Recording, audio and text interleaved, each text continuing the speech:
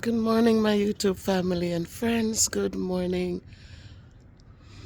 I'm just saying good morning. This is Miss Bev, and I am just saying good morning to all you powerful people.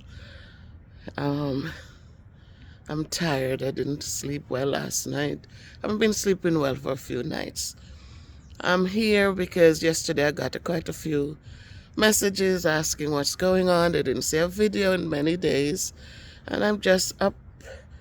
Um, was up since 4 o'clock this morning, and I was advised that I need to start just getting out of the house and just doing some walking. So I'm not going on my walking route. I'm just gonna walk a little in the backyard and talk to you guys. So just walk with me. So I haven't been on with any videos recently because some things have changed, and um, it has really bothered me. So it's hard, it's very hard, and I have to try to just learn to work with myself, try to accept some things that I cannot change, and hoping that as things go forward, get everything is dried up, that as things go forward, that the right changes will be made so that things will be different. Something happened last week at school, and I'm not here to put anyone, to call any names or to put anyone down. Everybody knows um, what needs to be done, and we hope that it gets done. I just want to say that a lot of times, even in your homes, people, when children get out of control, it's never cute. Don't ever let a child think that bad behavior is cute. You don't laugh at it. You don't cuddle them. I don't know what that is on there. You don't cuddle them. You talk to them. You let them know that the behavior is wrong. It's not acceptable. Because what happens when we ignore, oh, my truck is parked up. When we ignore bad behavior, is that children feel more empowered to do worse things. So let us remember that. We don't let children feel like they are in charge, because they are not. They cannot be in charge. They don't know how to be in charge. So we shouldn't ever give them that power, especially when adults are involved, that will make kids feel like, oh, what they did doesn't matter. We have to speak to them. You walk into a situation with a child calling a teacher all sorts of names, calling her the B word, the effing B, and you're listening to a report. You have a security person there, you're listening to a report that a kid told her friend to pick up something off the floor and throw it on a teacher, and you didn't even address it. And it allowed for worse to come. And the worst to come was that my life was threatened. Threatened by the same student who told her friend to pick up banana peel off the floor and throw it on me. What did I do? I wasn't arguing with the kids. It's not like I was in there toe-to-toe. I don't toe-to-toe with them. Because this year, the kids that we have are kids that it's hard to It doesn't make sense because they cuss so much, and it is embarrassing because I'm not a cursor. I don't curse. I don't curse. My children don't curse. If anybody who knows my children, people who have come to my house and visited, you've met my kids. So these are not ways that I raise my kids to be disrespectful and unkind. And so you all know by now, the years I've been doing this with you guys, I love my job.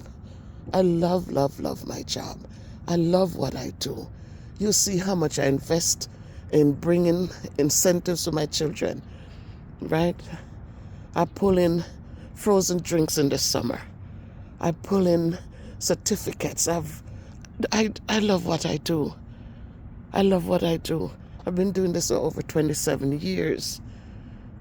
And this is the first time that I am so mentally out of sorts. Just mentally out of sorts. Because I did not feel supported.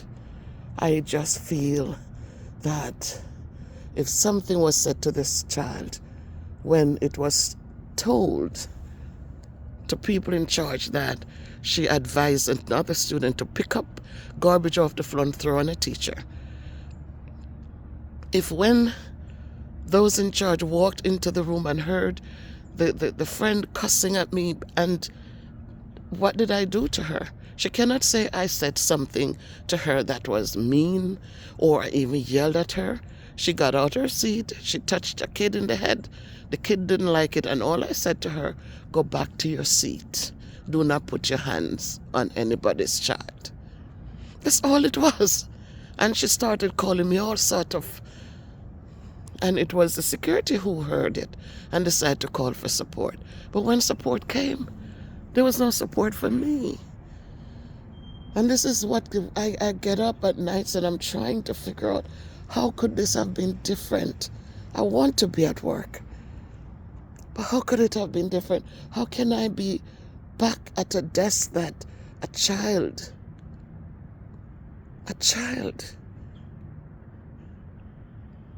who was so brave to walk up to my desk and tell me she should effing kill me? How could anybody feel safe in that kind of environment? I didn't touch the kid. Wasn't even having a conversation. They were on the devices. They were on websites they shouldn't be on. They give us permission to monitor. There are times when they're on, I'm looking on. I could see kids who are stuck with math problems, and I could guide them from right there. But there are times when they're on places they shouldn't be, and I'm able to lock the screen. And that's all I did. They were on the wrong thing. I locked the screen, and that was enough for the same kid who told her friend to throw garbage on me to get up, walk up to my desk without fear. I should effing kill you. And that thing keeps just replaying in my head. What if I was sitting there and this kid walked up and stabbed me with something? The worst part is when I talk to my children and my son becomes so nervous because he says, Mommy, we need you home safe. We need you home safe. Your grandchildren needs you home safe. And I'm in the early mornings, I would go to bed at 11. I'm up 3:30. I'm up 4 o'clock. And all I'm looking at is the question that keeps haunting me. Why wasn't I supported? Why, when you walked in and you heard the kids cussing, when you walked in and you heard the security, when she heard what the kid said to her friend, the security says, no, that's a threat. They're going to tell someone to pick up something, throw on somebody. That is a threat. And one out of the 2 people who walked in the room also said, wait a minute, that's a threat. And the person in charge didn't see it as a threat. It took out the one who was cussing at me, didn't tell her to stop, didn't say, that's not how you speak to my teachers at all. And you look at the whole system and you just wondered, because the kids come back from COVID, and where is the support in the classroom? Who is standing up with us, that when a child is having a hard time, they acknowledge the kids are having a hard time. But where's the support in the classroom with you as a teacher? You are there with all the mental issues that came back, according to them, and all of the hardships that came back after COVID. You're in a classroom with how many kids? And you're the only one standing in there. The only one. And where my classroom is, hard for support. Because my classroom is not in the cluster of classrooms. There's a big space, a big workspace between my classroom and the science classroom. So I'm at the end, which it's good and comfy and quiet. But that's the detriment, because I'm also next to a back door. I'm also next to a door that exits right out into open space to exit the yard. So that's why you haven't seen me. My people have been going through a lot. Like, it's hard for me. When I went to the doctor, I was just crying, just crying, because I couldn't control it. I couldn't control it. So he referred me to get support, and it's taken a while because it's hard. So it's taking a while for me to just kind of hopefully deal with it, because I'm confused about why there was no support. So I'm up, I'm tired because I'm not getting enough sleep. I'm not getting enough sleep at all. Everything is gone. These are beautiful marigold. Now the winter is on them. These green trees stand. The rose bush is kind of holding on. So I'm just here, and all the callaloo, the tomatoes, everything. Tomatoes are gone now. Everything is burnt down because fall is here. Oh, so many tomatoes are left. I'm just trying to find ways to keep my sanity.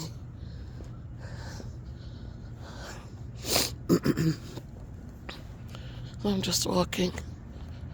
Just doing a little walking. I love my job. I really do. I'm looking, I said, after the knee surgery, and I know one knee bothers, but I push through every day. When I'm at work, I push through. I love what I do. I love, even last week we got some things done on Monday and Tuesday, and the kids, we were so excited, we were so happy.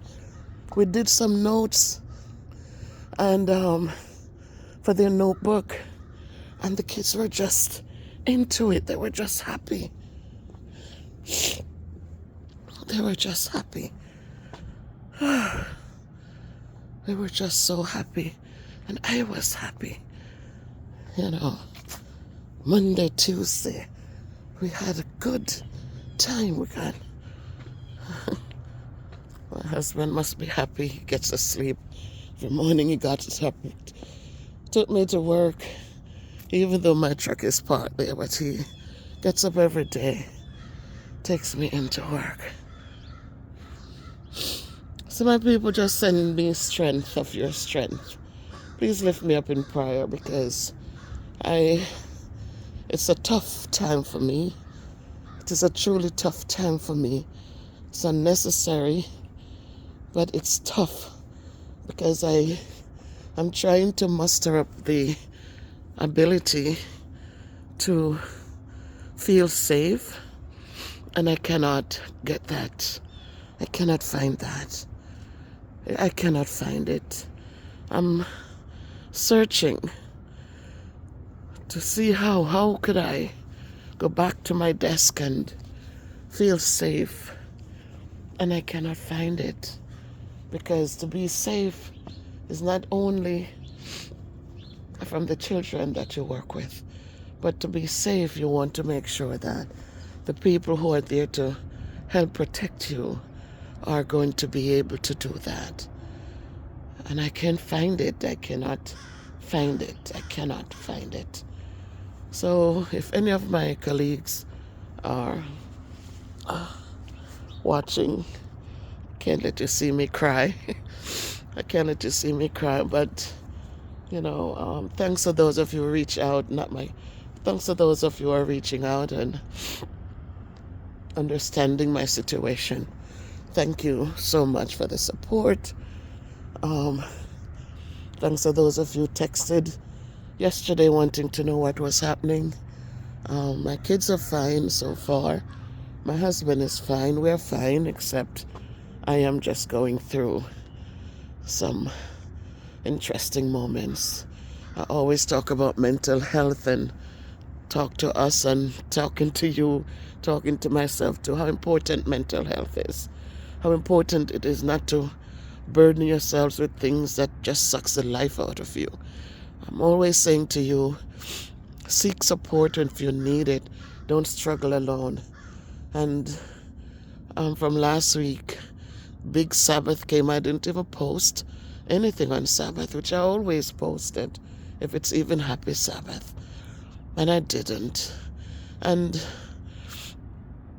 today I'm up. I've been up, and I got up because I was advised yesterday that I need to be walking, doing something. And I like to do my little videos, and I got up and I've been in there just going through things, and it is it is true that it does suck the life out of you. It is true that it just makes it worse. So that's why I got up and came out. So let me just walk in the backyard, just to get some fresh air, listen to the birds sing, and just start doing my videos again, because that, I think, will help me to strengthen me and to just keep my sanity, because right now it is feeble, it is flimsy, it's not powerful, and it's supposed to be powerful. But we're all human beings, and in life we don't know what it is that's going to come at us. Sometimes we think it's going to be cancer, we think it's going to be diabetes, we think it's going to be some harsh things. And just knowing that our mental health doesn't take much to knock us off our feet, because when you didn't expect it, I mean, you're working with kids and you're here, and as I said, you've heard me time and time again talk about the cussing and the disrespect, but I was still going in. I get up, I get dressed, and I'm still going in. I come home, I go back to work, and it's a brand new day. I'm still bringing in incentives for them. I'm still freezing 8 bottles of Snapples for them. I'm still preparing for them, regardless of how they treat me the day before. Regardless of how they treat me the day before.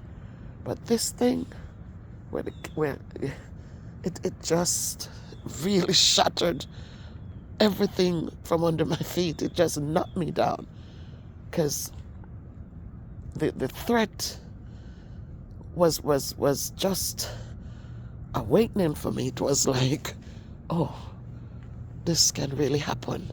Flashbacks of children who have hurt people. On my TV channel, on the Miss Bev TV thing, I did the news thing about the 6-year-old who literally brought a gun into the school. Troubled kid. Parents have to sit with him. And the one day the parents decided to send him in, and they didn't go with him. He brought the gun in, shot the teacher, a 6-year-old. So these things are real for me. Like, I know it can happen. I know people, when they say things, it's something that must have been brewing inside of them. And this young person is a kid that I've been so kind to. Guys, kind more than the ordinary. But when people are troubled, they're just troubled. Doesn't take much, and as I always say, love and hate, just a thin line between them. Just a thin line. Doesn't take much for somebody to snap and to say the meanest thing or to do the meanest thing. So just lift me up in prayers, guys. Hopefully I will be on camera and I will talk to you more. But thanks to all of you who have reached out and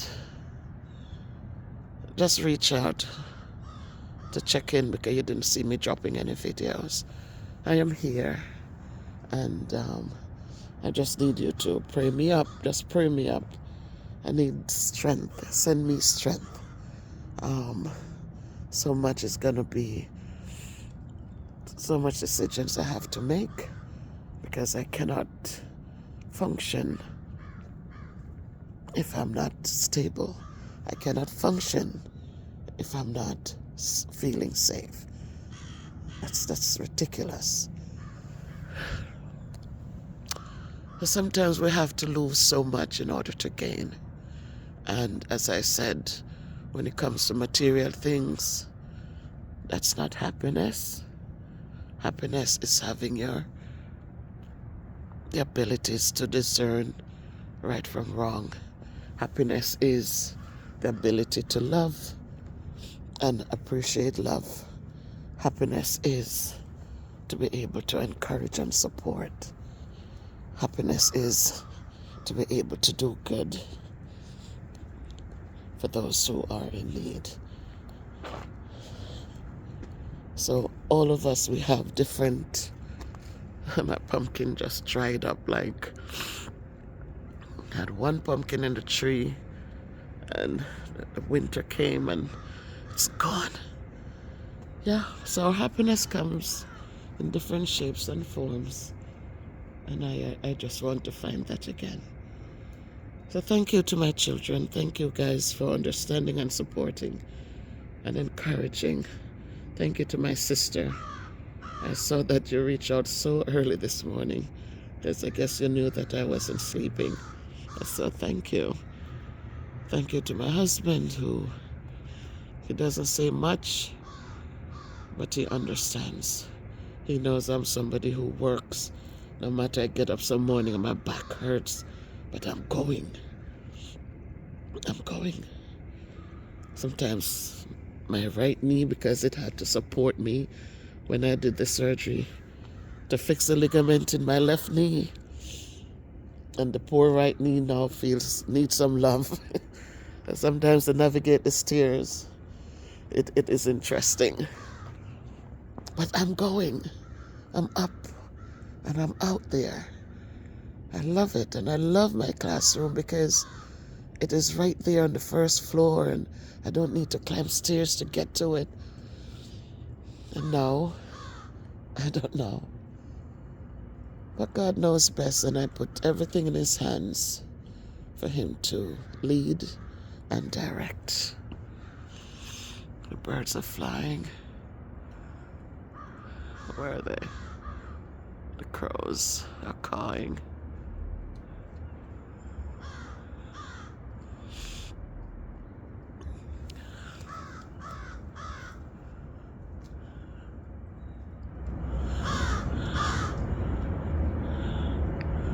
There they are, right up there in the tree. More of them are coming.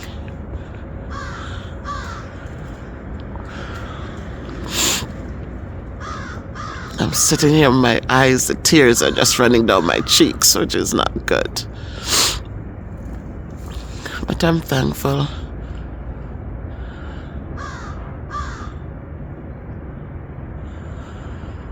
Yep, Christ says to take care of the fowls of the air, and we are more than they are.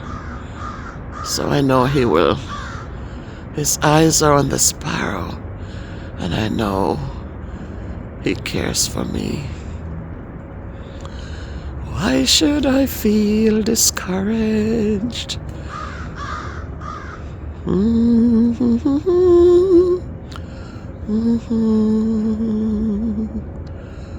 Why should I?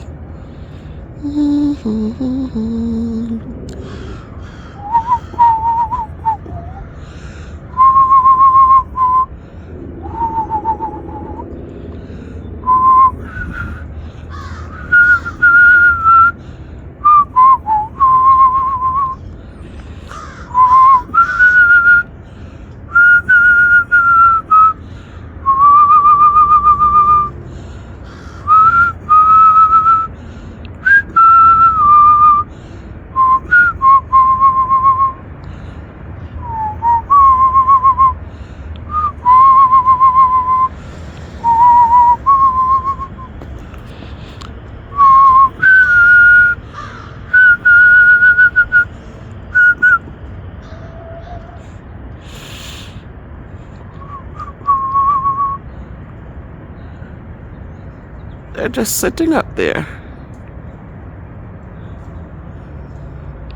I sing.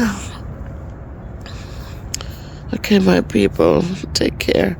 If you can be good, be careful. Walk good, do good. And pray for Miss Beth. Love to all of you.